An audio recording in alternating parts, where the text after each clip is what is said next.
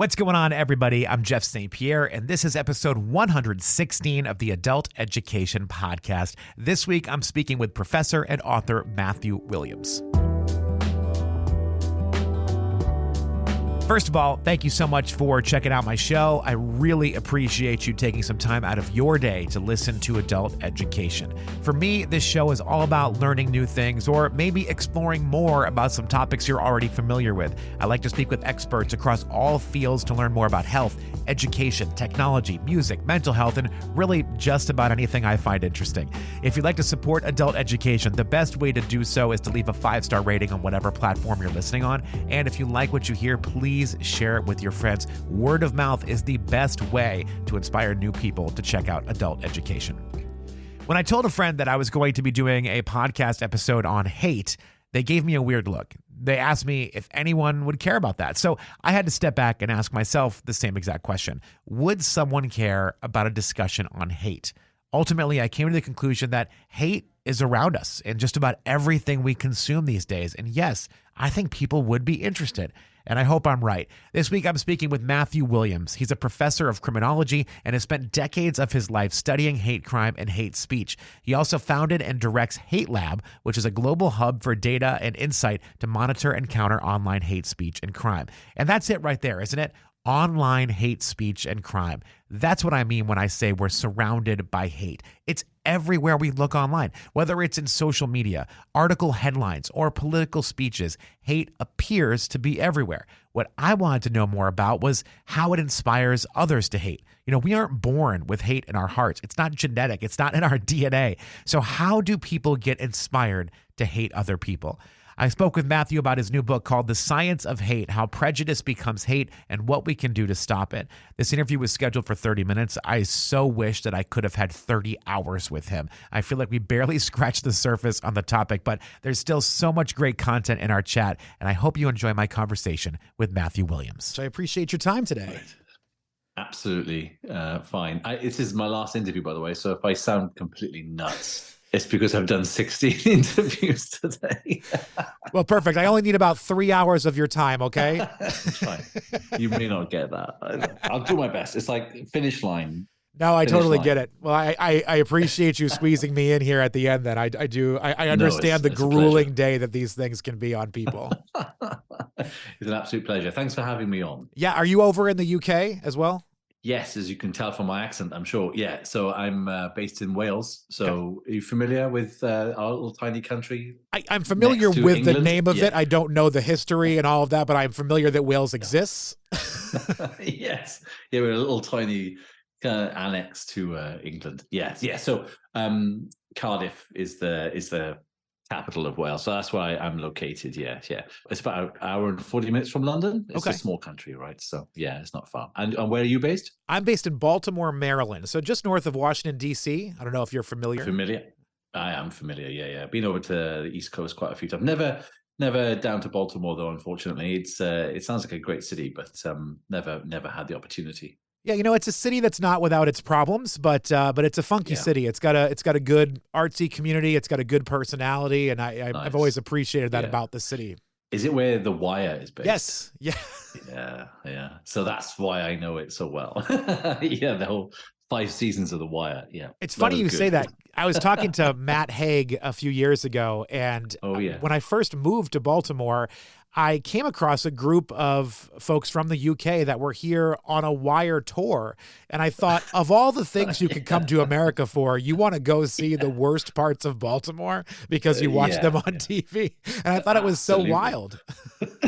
Yeah, no, it's certainly something I'd consider if I was ever in Baltimore. Yeah, me and my best mate, Andrew, we were obsessing over The Wire quite a few years ago now. But yeah, we were kind of like, he was in London, I was in Cardiff. We were watching them watching the seasons at the same time and comparing notes and quotes. And, it's kind of, it was such a good show, though. I mean, it was absolutely genius. Absolutely genius. I loved it. Miss it as well. And written and researched by a criminologist. Yes. Believe it or not. Yeah, I did know that. Yeah. It's one of the first shows I watched where it felt like real life, where the seasons would end and, you expect a show to end either on a big cliffhanger or with some sort of happy ending for everybody. And this show would just sort of end in the middle of real life. And you'd think, well, that was kind of lame. But then when you think about it, that's what life is. Like, life doesn't always have a cliffhanger. It doesn't always have a happy ending. Yeah. Absolutely. It's kind of fizzled out. Yeah. I loved it for that reason. I should rewatch it, actually. Now you've brought it to my attention. I need to re-engage with The Wire. Yeah, it's one of those things you can watch twice, I reckon. So, great. So tell me a bit about your podcast before we kick off. Yeah, no, for sure. I started this podcast about 3 years ago, and I started at the time with this idea of kind of jumping into sort of the wellness community because I wanted to learn more about ways I could be healthier, I could be the better version of myself, all of these things. But as the pandemic took hold and wellness kind of captured a lot of people's attention, I started to really hate the wellness industry. So I kind of diverged off of it, and I called the podcast Adult Education because now I just like to learn about things. I like to learn more about topics that as adults, I don't feel like, we don't have classrooms. We don't have that every Monday, Wednesday, Friday classroom that we have to go to for an educational purpose. So I like to talk to people like yourself that have done research on a topic that I think is really cool and I want to learn more about. That's awesome. Yeah, I love that. It's exactly what the book's about, mate. It's like precisely trying to get the stuff that's in my head that I've had in there for over 20 years into a book that other people read that aren't academics, because that's the problem with academics, is that we just talk to each other, right? And we never actually get the message much further than the academy, which is really frustrating, which is why I'm sort of thrilled that they released it in the US, to be fair, because it's the kind of book that I think that needs an airing in the US. It's such a huge problem. Yeah, I mean, I think right off that's exactly right. I mean, the U.S. is going through a lot of issues right now that I think are very topical within this book. And I think there's a lot of folks that can learn from what you talk about. The name of the book, by the way, is The Science of Hate, How Prejudice Becomes Hate and What We Can Do to Stop It. And I'd like to start, if you don't mind, I read about it in the book, but I want to know more about your story and why you came to think this is a topic that you want to study, like finding out where people's hatred comes from. Yeah, it's a weird one, isn't it? Because it's such a dark subject. So you kind of wonder, why would you study it? And it's a deeply personal reason, because I was attacked about 20 years ago, back in the late 1990s, for being gay. I was a victim of a homophobic hate crime. I was basically in London celebrating with friends the end of my degree.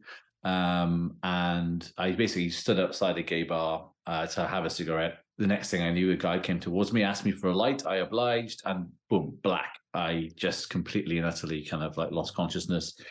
I kind of quite quickly awoke, just after seconds after, maybe, who knows.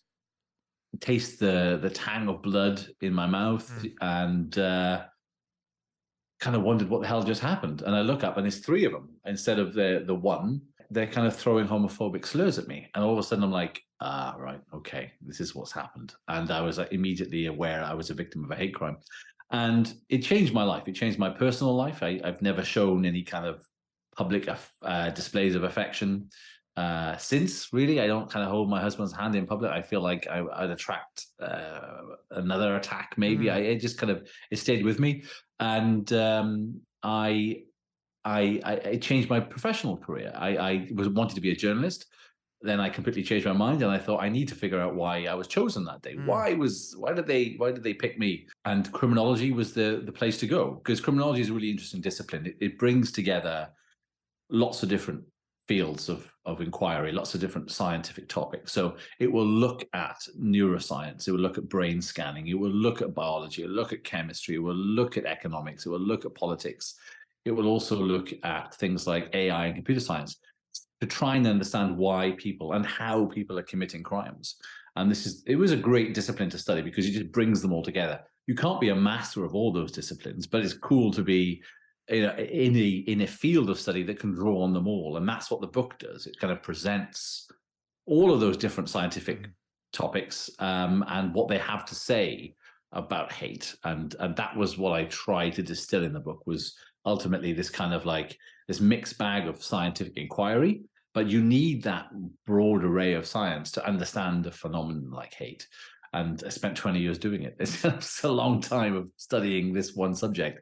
But it's been rewarding. I like to think that, out of a really bad thing, like the hate crime I suffered, something good has come out of it. Who knows? Maybe one of my perpetrators will pick up that book. I mean, that would be amazing, right? I'd absolutely love for that to have happened. But yeah, that's the story behind the book. I was thinking about this while reading your book and just wondering, like, for me, I get so fired up about things that I can't even read the comments on a social media post, because I just I don't want to hear what people have to say. I don't need the vitriol that's going to be spit out through people's keyboards. You've studied this for 20 years. Like, was there a point where it really wore on your own psyche? Like right now? No, it's yeah, it's tough, right? So you kind of need to balance stuff out, and I'm a pretty positive person. I don't think you can be a negative person and study a topic like this. I think you have to have a certain disposition. And I think I've got that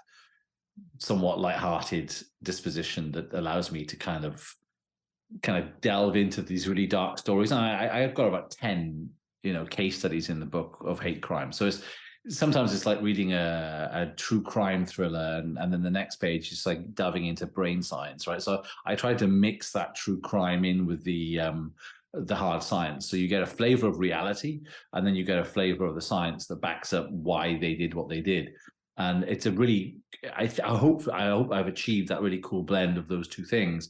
But that's my daily life, right? I'm delving into the cases, I'm delving into the science, and I'm trying to figure out why people do what they do. And it's dark, because you delve into people's lives and you kind of look back into their pasts. And so we have some hate criminals in prison, and we have an opportunity to interview them as researchers, right? So you go into prisons, you sit down with an offender, and you kind of delve into their pasts, and you kind of find similar patterns to what happened to them. There's trauma there, there's neglect there, there's all sorts of nasty stuff that no kid should go through.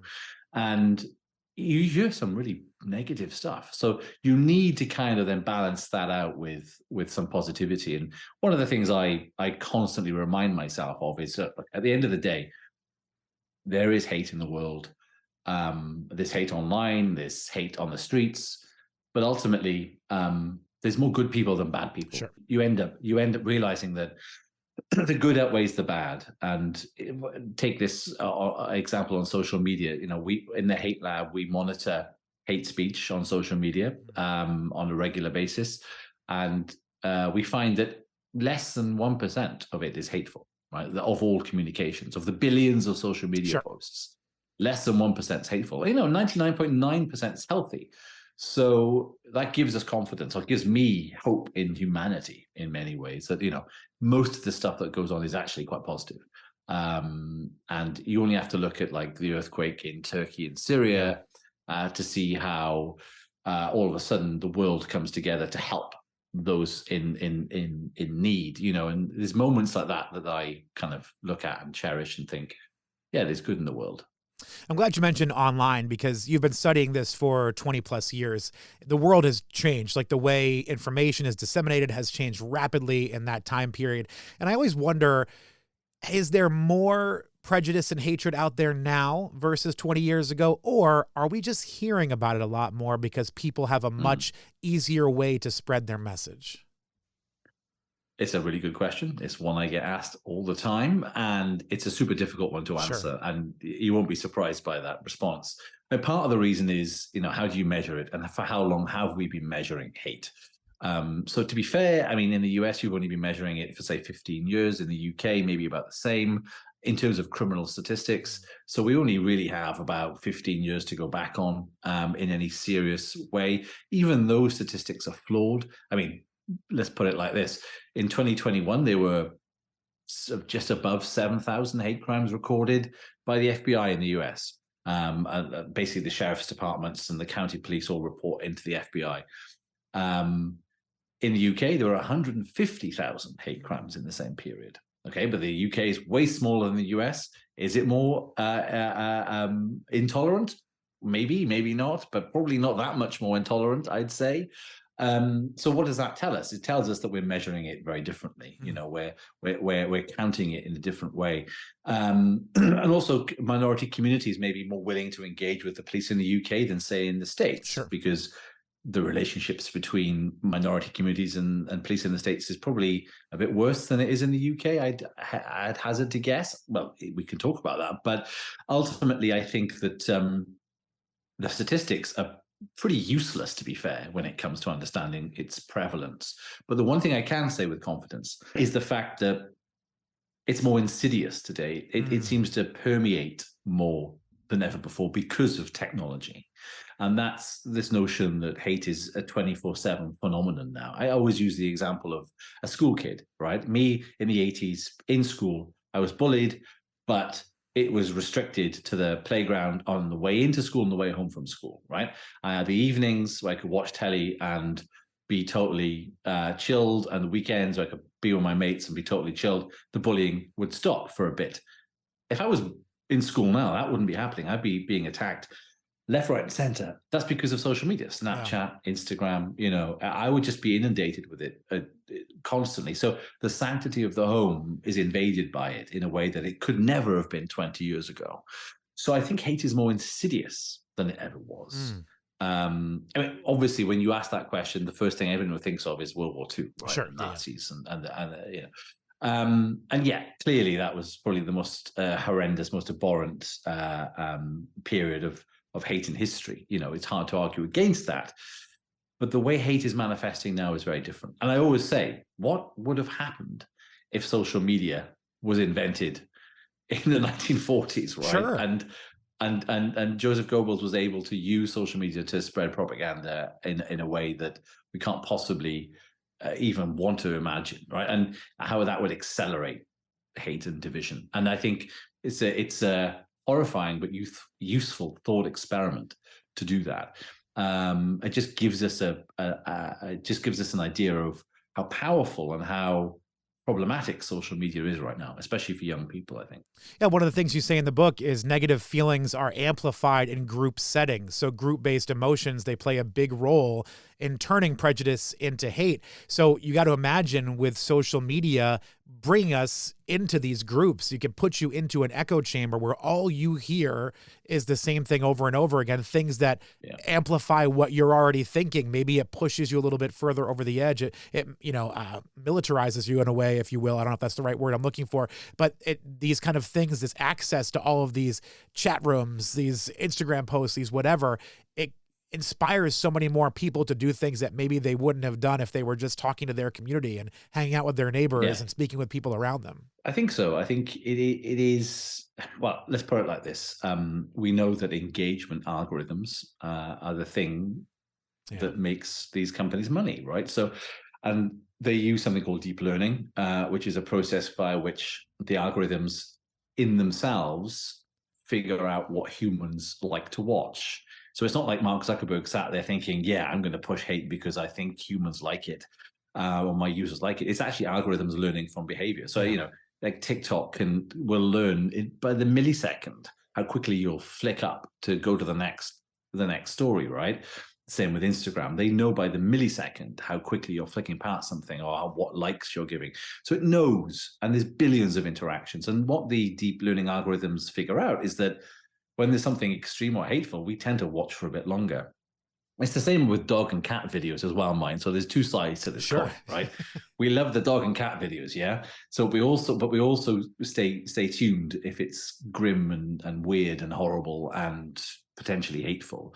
It's like driving past a car accident. You don't want to look. You shouldn't look, but you look.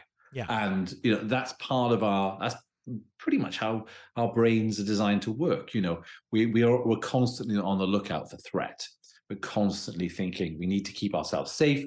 We need to survive. You know, that's an evolved instinct. Essentially, these algorithms have picked up on this, right? Yeah, rather inadvertently, but through our everyday interactions, they've figured out, well, humans kind of love the gory extreme stuff. So let's give them more the gory extreme stuff because we know that our masters sat up in Silicon Valley want cash. I'm giving agency to algorithms now, which sounds weird, so sorry about that. But ultimately, that's what's happening, and they're learning how to pick up what keeps us engaged on their sites more and more. Hate is sticky, hate keeps us glued for longer.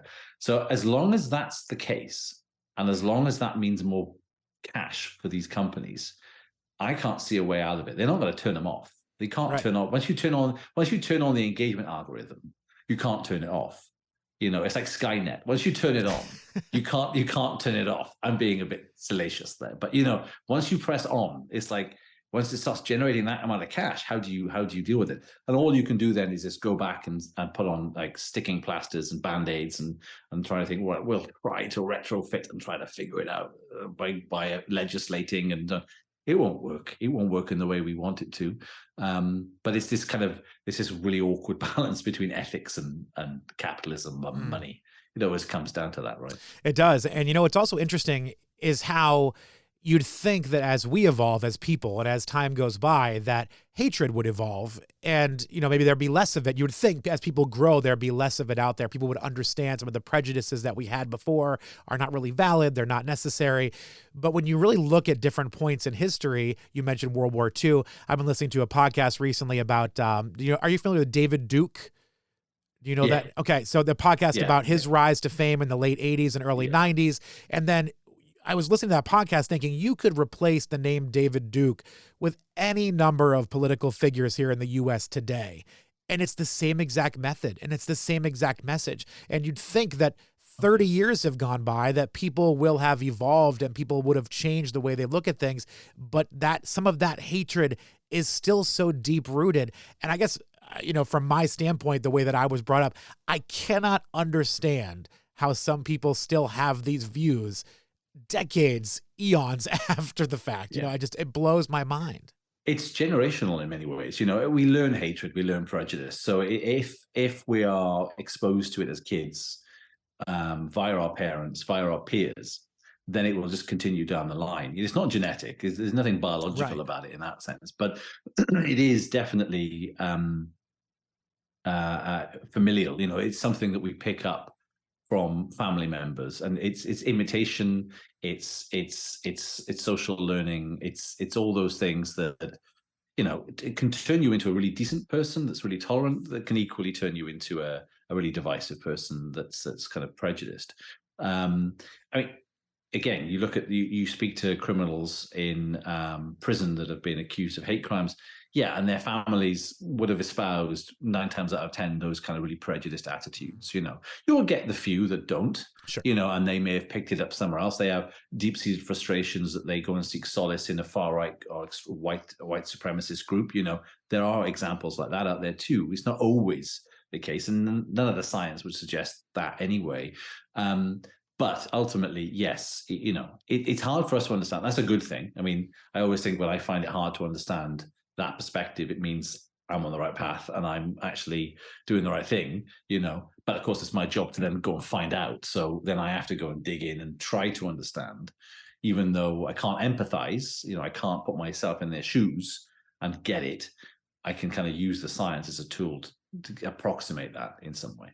Yeah, you mentioned just a second ago there that, hate is not genetic. We're not born with it. It doesn't come in our DNA. And something you mentioned in the book is that people who hate, they often feel like they're on some sort of moral crusade. They believe their actions are virtuous when they're doing whatever hateful action it is that they're doing. Yeah. And that's also so interesting to me, that they can be so jaded in this way where they honestly and truly believe that what they're doing is going to be the right thing for so many other people. Yeah, and I think that's down partly to the moral element of hatred. If you think about prejudice, a soft prejudice or a mild prejudice that may result in, say, microaggressions or just avoiding people, right? So we all have prejudices, and what they manifest as is usually avoidance behaviors.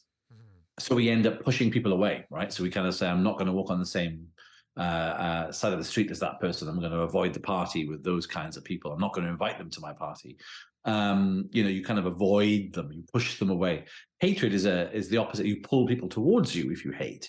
So the reason for that is because you want to correct, or you want to admonish, you want to ultimately exterminate or remove from a location, right? If you think of genocide, then it is the most extreme form of extermination. You spend an inordinate amount of your time and resources on seeking them out, like the Nazis did with the Jews and disabled people and gay people and blacks.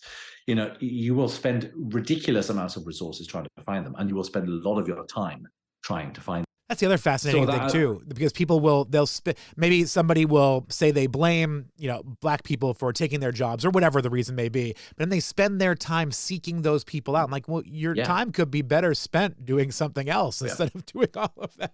Absolutely. Yeah. I mean, if the Germans hadn't spent all that money, the Nazi party, I should say, spent all that money on the extermination and the concentration camps of the Jewish population, they could have spent that on the war effort, right? Sure. That they could have fought the war on two fronts, and maybe the outcome would have been very different. But there was an obsession there, and there was this notion that, morally speaking, there was something so morally different between that group and this group, that the sacred values of one group were so undermined by the presence of another group that we had to spend all that resource on removing them. That's crazy. It seems completely unfathomable to us, but that's what hatred is. It seems somewhat illogical, but it has this, for that to work, it has to have a really deeply moral element.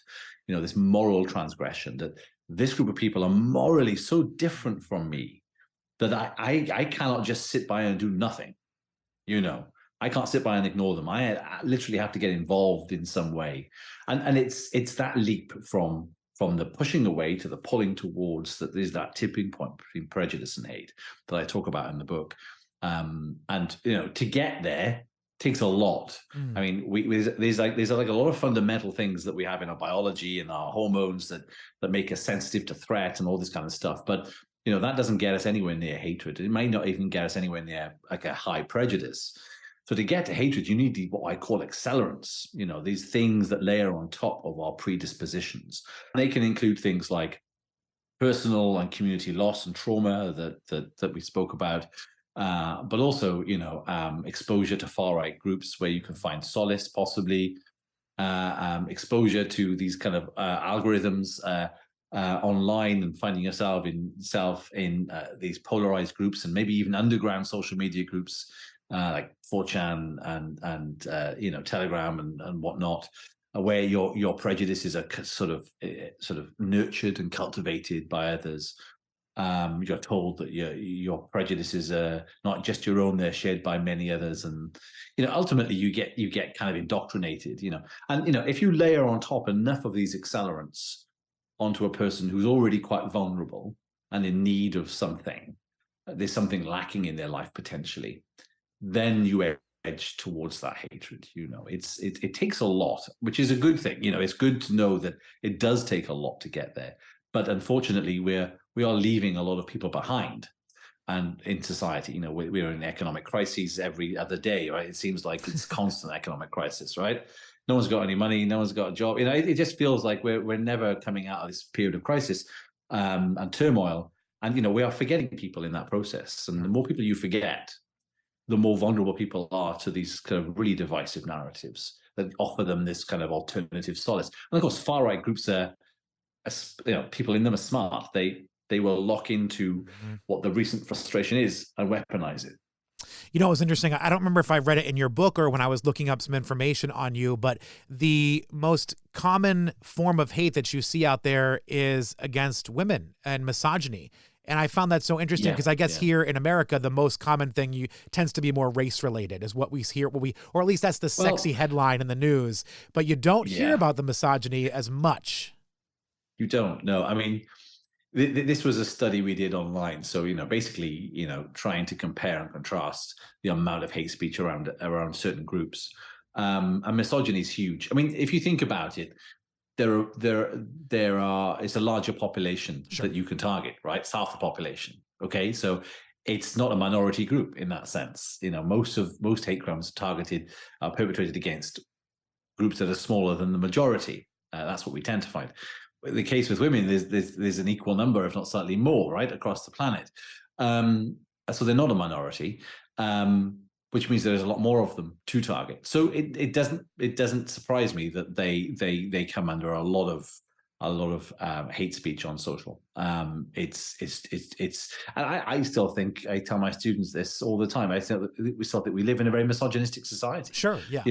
I think we do. I think we've taken our eye off the ball a bit in regards to misogyny and hate towards women, and how that might overlap with domestic violence, which is a really complicated issue, of course. Yeah.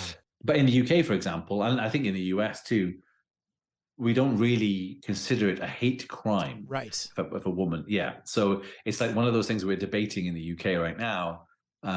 So in Scotland, they've introduced it as a hate crime, right? So they can do that. They haven't done it in England, and we can't do it in Wales because we have to follow England. So we're actually at odds right now. So you can be in Scotland if you're attacked because you're a woman, and you can actually record it as a hate crime. But if you're over the border in England, you couldn't. So that's an interesting. I guess it's a bit like different states in America, but for us, it's a bit weird. So ultimately, yeah, I think if you were to count it on social media, it would be pretty much up there. Yeah, and I'm not going to venture to say that women are treated equally around the world. By no means do I think that is true. It's just interesting because, like you said, we don't treat it the same way that we treat other hate crimes. It's not listed in the same way. So when I read that, I was like, wow, that's really fascinating that would be the most common one.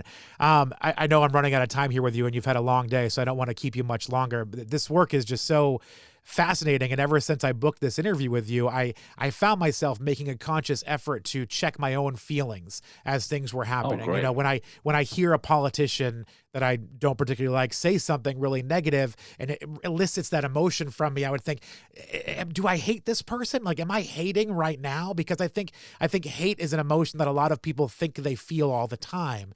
But there are different layers to it. There's different levels of it to which we may act upon, Yeah, totally. So the academic study of hate really focuses on intergroup hatred. So that's where a person has an attitude towards another person because of the group they belong to or they think they belong to. Sure. So it's about their identity as part of that group.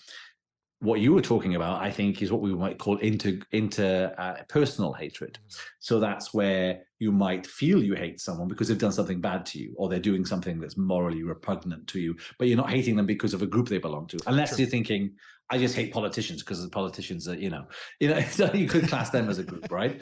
But that's fair enough. But ultimately, what we're talking about there is two different types of hatred, and I'd argue, as I do in the book, intergroup hatred should be reserved for the term hatred, which is more like an attitude than an emotion.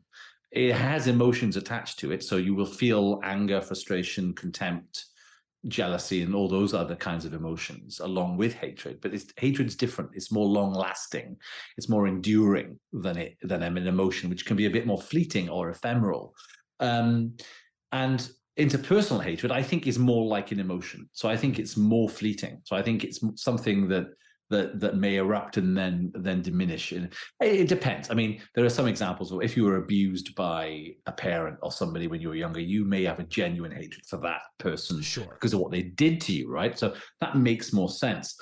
But this more fleeting kind of, I hate that person for saying, we use it so frequently in common parlance, don't we? Because it trips off the tongue, So I think we use it too much, to be fair, because I think we're kind of overstretching its meaning, but I reserve it for that kind of intergroup hatred that we study, which is much more about thinking of groups of people and demonizing them and dehumanizing them in ways that mean that they become subjected to sort of discrimination and violence. Well, Matthew, the book is fascinating. Your work is incredible. And what I will say I appreciate about the book, because I'm a painfully slow reader, and when things get way too educational, way too academic, I start to zone out a little bit. But the way that we were talking about this earlier in the conversation, the way you work in the personal stories and the stories of people, real life situations that have happened, and then you dive into, okay, here's what we found about this particular situation.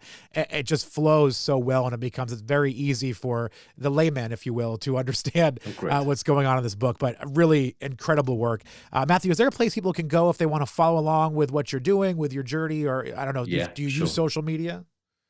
Yeah, well, the website, thescienceofhate.com, which is the website for the book, has links to all my social channels. but also other interviews I've done on the book and reviews of the book, and everything else is there. So head over to thescienceofhate.com if you're interested. Matthew Williams, the book is The Science of Hate, How Prejudice Becomes Hate and What We Can Do to Stop It. Thank you so much for your time. It's always a pleasure to talk to somebody over there in Wales. Thank you. Thanks very much. It's been fantastic. I want to extend a big thank you to Matthew Williams for his time. He had a long day the day that we caught up, and I was his last interview on the day. I don't know if you're listening, Matthew, but I just really appreciate your energy and your time. Check out the book, The Science of Hate, How Prejudice Becomes Hate and What We Can Do to Stop It, wherever you get your books. And thank you to all of you for listening. Until next week, be well.